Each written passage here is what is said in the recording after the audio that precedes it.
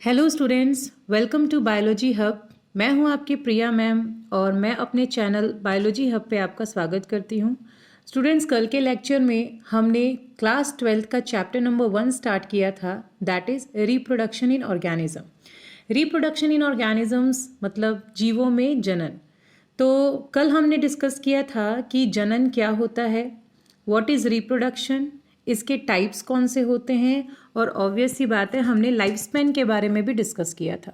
तो स्टूडेंट, आज के लेक्चर को हम कंटिन्यू करते हैं और देखते हैं कि एसेक्सुअल रिप्रोडक्शन क्या होता है और उसके कौन कौन से टाइप्स हैं। So let's continue. So students, कल हमने देखा था कि एसेक्सुअल रिप्रोडक्शन यानी अलैंगिक जनन क्या है। ऑब्वियस सी बात है, आपको पता होगा कि अलैंगिक जनन क्या होता है। In asexual reproduction a single parent is capable of producing offspring. इसका मतलब ये होता है कि अलैंगिक जनन में केवल एक ही जनक यानी एक सिंगल पेरेंट ही क्या करता है, पार्टिसिपेट करता है। यहाँ पे दो इंडिविजुअल यानी दो ऑपोजिट पेरेंट्स की ज़रूरत नहीं होती है। यहाँ पे बनने वाले ऑफस्प्रिंग जो होते हैं, they are genetically and morphologically identical to one another और टू देयर पेरेंट्स। यानी इसका मतलब ये है कि जो यहाँ पे ऑफस्प्रिंग यानी जो भी नया जीव पैदा होता है, जो भी नया ऑर्गेनिज्म बनता है, वो आपस में भी सिमिलर होंगे और अपने पेरेंट्स से भी क्या होते हैं, सिमिलर होते हैं। ऑफस्प्रिंग जो होते हैं, they are genetically and morphologically identical, that's why they are also known as clone. हम जो ऑफस्प्रिंग एक दूसरे से या अपने पेरेंट्स से सिमिलर होते हैं, ऐसे ऑफस्प्रिंग को हम क्या कहते हैं, क्लोन कहते हैं स्टूडेंट्स। क्योंकि वो देखने में भी, चाहे वो मॉर्फोलॉजी की बात हो, चाहे वो जेनेटिक यानी जीन्स की बात हो, वो दोनों ही तरीके से अपने पेरेंट्स से या एक दूसरे से क्या होते हैं, सेम होते हैं। That's why they are known as clone. Next हम बात करेंगे, the unit of reproduction is commonly form from the somatic cells. तो स्टूडेंट्स, सोमैटिक सेल्स क्या होते हैं? सोमैटिक सेल्स जो होता है उसको हिंदी में हम कायिक कोशिका कहते हैं। और किसी भी ऑर्गेनिज्म की जो फॉर्मेशन होती है या उसके ऑर्गन्स की जो फॉर्मेशन होती है, वो कायिक कोशिका यानी सोमैटिक सेल से ही होती है। तो किसी भी एसेक्सुअल रिप्रोडक्शन में जो सिंगल ऑर्गेनिज्म होता है, उनकी भी फॉर्मेशन किससे हो रही है? सोमैटिक सेल से ही हो रही है। Okay students, the next important thing is that meiosis does not occur in asexual reproduction. asexual reproduction में meiosis नहीं होता है स्टूडेंट्स। meiosis को हिंदी में हम कहते हैं अर्धसूत्रीय विभाजन, और अर्धसूत्रीय विभाजन जो है वो एसेक्सुअल रिप्रोडक्शन में नहीं होता है। ये किस में होता है students? It is occur in sexual reproduction यानी लैंगिक जनन में होता है। आई होप आपको इतना क्लियर हो गया होगा। हम आगे बढ़ते हैं। So students, next we will talk about the types of asexual reproduction. हम एसेक्सुअल रिप्रोडक्शन यानी अलैंगिक जनन के अलग अलग प्रकार की बात करते हैं। हम एसेक्सुअल रिप्रोडक्शन के डिफरेंट टाइप्स की बात करते हैं। एसेक्सुअल रिप्रोडक्शन जो होता है ये डिफरेंट टाइप्स के होते हैं। आप यहाँ देख सकते हो, मैंने दोनों ही तरीके से लिखा है, इंग्लिश मीडियम में भी और हिंदी मीडियम में भी। The first one is binary fission. Binary fission को स्टूडेंट्स हम लोग हिंदी में क्या कहते हैं? द्विविखंडन कहते हैं। क्लियर हो गया? The second one is multiple fission. Multiple fission को हिंदी में हम लोग क्या कहते हैं? बहुविखंडन कहते हैं। बडिंग यानी मुकुलन, वेजिटेटिव प्रोपगेशन यानी कायिक प्रवर्धन। इसी प्रकार से द नेक्स्ट वन इज पोरुलेशन, जिसको हिंदी में हम कहते हैं बीजाणु भवन। The fourth one is fragmentation यानी खंडन, and the fifth one is regeneration यानी पुनरुद्भवन। सो ये डिफरेंट टाइप्स है एसेक्सुअल रिप्रोडक्शन के। अब स्टूडेंट्स, हम देखेंगे कि ये जो डिफरेंट टाइप्स है ये कैसे अलग अलग ऑर्गेनिजम्स में अकर होता है। मीन्स एसेक्सुअल रिप्रोडक्शन जो है वो डिफरेंट ऑर्गेनिजम्स में होता है, और जनरली ऑर्गेनिजम्स क्या होते हैं? सिंगल सेल ऑर्गेनिजम्स होते हैं जो एक कोशिका के बने होते हैं। और एसेक्सुअल रिप्रोडक्शन मोस्टली एक कोशिकीय जीवों में ही देखने को मिलता है। आपको पता ही होगा कि सिंगल सेल और मल्टीपल सेल में क्या डिफरेंस है। आई नो, सिंगल सेल जो होते हैं वो सिंगल सेल ऑर्गेनिजम्स जो होते हैं वो केवल एक ही सेल के बने होते हैं, जबकि जो मल्टी सेल ऑर्गेनिजम्स होते हैं they are made up of multiple cells यानी बहुत सारी कोशिकाओं के बने होते हैं। So let's see. So students, our first topic is binary fission. हम पहली बात करेंगे किसकी? बाइनरी फिशन की। बाइनरी फिशन को स्टूडेंट्स हिंदी में क्या कहते हैं? द्विविभाजन, या आप कह सकते हो द्विविखंडन। तो द्विविखंडन क्या होता है स्टूडेंट्स?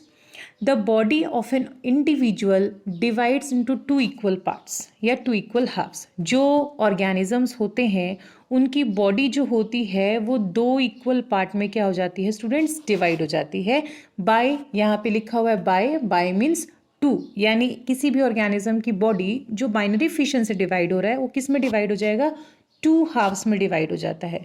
हिंदी में भी मैंने डेफिनेशन लिखा है स्टूडेंट्स, जीव का शरीर दो भागों में क्या होता है? टूट जाता है, और इस प्रक्रिया को हम क्या कहते हैं? द्विविखंडन यानी binary fission.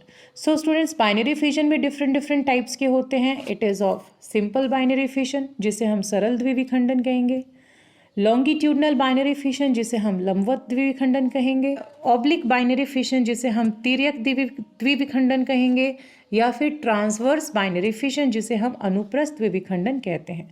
Friends, binary fission भी डिफरेंट तरीके से अलग अलग ऑर्गेनिजम्स में कैरी आउट होता है। अब हम एक एक करके देख लेते हैं कि ये क्या होते हैं। So our first topic is simple binary fission. So students, simple binary fission क्या होता है? सिंपल बाइनरी फिशन का मतलब होता है when the division occurs in any plane but it is always right angle to the elongated dividing nucleus. यहाँ पे कहने का मतलब ये है कि जहाँ पे भी सरल द्विविखंडन होता है यानी सिंपल बाइनरी फिशन होता है, वहाँ पे ऑर्गेनिजम्स की बॉडी दो पार्टों में डिवाइड होती है।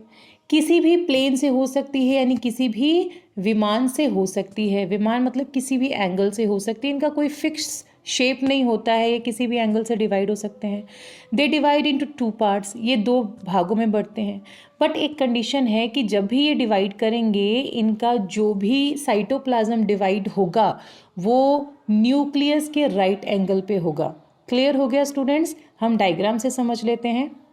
सो स्टूडेंट्स, जो सिंपल बाइनरी फिशन है यानी सरल विभाजन है, उसका जो एग्जाम्पल है दैट इज़ अमीबा। अमीबा में जो है सिंपल बाइनरी फिशन अकर होता है, और आप यहाँ डायग्राम में देख सकते हैं this is the irregular shape of amoeba. Amoeba का कोई फिक्स शेप नहीं होता। सो अमीबा जो है वो किसी भी प्लेन से क्या हो सकता है? डिवाइड हो सकता है।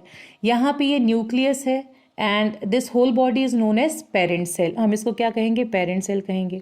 ओके, जनरली क्या होता है जब भी डिवाइड होगा तो इसमें इसका न्यूक्लियस जो है वो इनलार्ज हो जाएगा, इसका न्यूक्लियस जो है वो बड़ा हो जाएगा।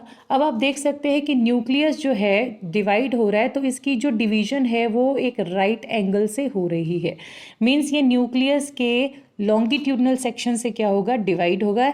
एंड फाइनली अमीबा जो है ये दो पार्ट में क्या हो चुका है? डिवाइड हो चुका है। तो स्टूडेंट्स, यहाँ पे पेरेंट सेल से दो डॉटर सेल्स की फॉर्मेशन हुई है, इससे हम कहते हैं simple binary fission. So I hope आपको क्लियर हो गया होगा कि सिंपल बाइनरी फिशन क्या होता है।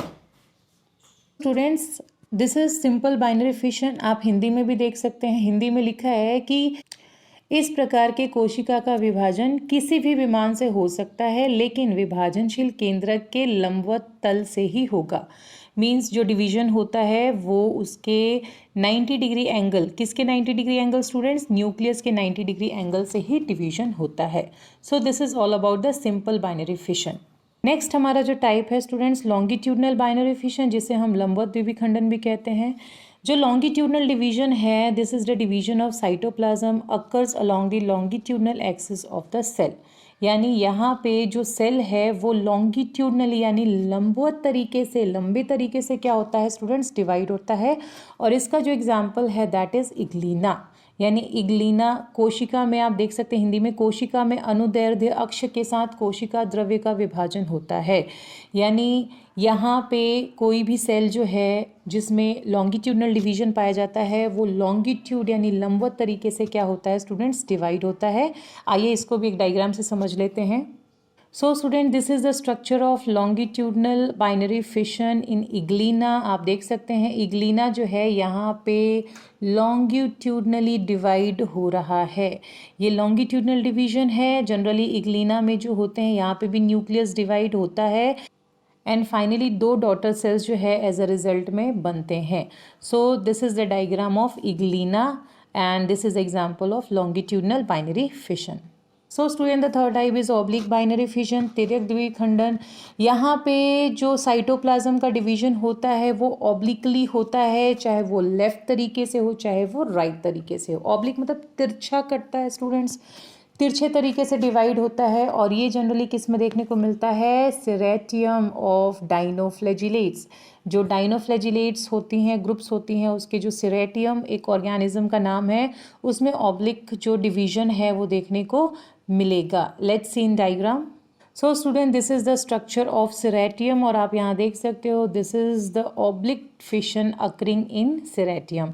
सो ये तिर्यक विभाजन का एक एग्जाम्पल है जो डाइनोफ्लैजिलेट्स के एक मेंबर में प्रेजेंट होता है।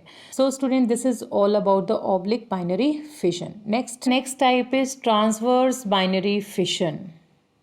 ट्रांसवर्स बाइनरी फिशन क्या होता है स्टूडेंट्स? यहाँ पे भी सेल जो है वो टू पार्ट्स में डिवाइड होगा, but here the cytokinesis occur along the transverse axis of the cell. यहाँ पे जो डिवीजन है वो ट्रांसवर्स तरीके से होगा, यानी अनुप्रस्थ विभाजन होगा। हिंदी में ट्रांसवर्स को अनुप्रस्थ कहते हैं। जब सेल जो है अनुप्रस्थ यानी ट्रांसवर्स तरीके से, यानी इस तरीके से डिवाइड होती है, that is known as transverse binary fission. और जनरली ये हमें पैरामीशियम में देखने को मिलता है स्टूडेंट्स। पैरामीशियम का भी एग्जाम्पल हम देख लेते हैं इन डायग्राम।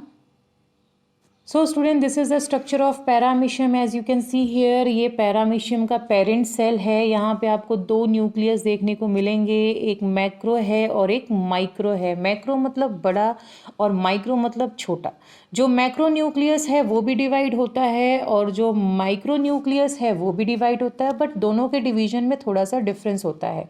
जो मैक्रो न्यूक्लियस है यानी जो बड़ा केंद्रक है वो एमाइटोटिकली डिवाइड होता है और जो माइक्रो न्यूक्लियस है उसमें माइटोसिस के थ्रू क्या हो रही है? डिवीजन। और डिवीजन के थ्रू आप देख रहे हो यहाँ पे बॉडी जो है वो पेरेंट सेल से कितने पेरेंट सेल डॉटर सेल बन रहे हैं स्टूडेंट्स? 2 डॉटर सेल्स की फॉर्मेशन हो रही है और दोनों के ही साइटोप्लाज्म में इक्वल डिवीजन है। मतलब वहाँ पे भी 2 न्यूक्लियस देखने को मिलेगा, इस पार्ट में भी 2 न्यूक्लियस, वहाँ पे भी सेम साइटोप्लाज्म है, यहाँ पे भी सेम साइटोप्लाज्म। और साथ ही साथ जो ऑर्गेनील्स डिवाइड होते हैं या वैक्यूल्स बनता है उनकी क्वांटिटी भी क्या रहती है?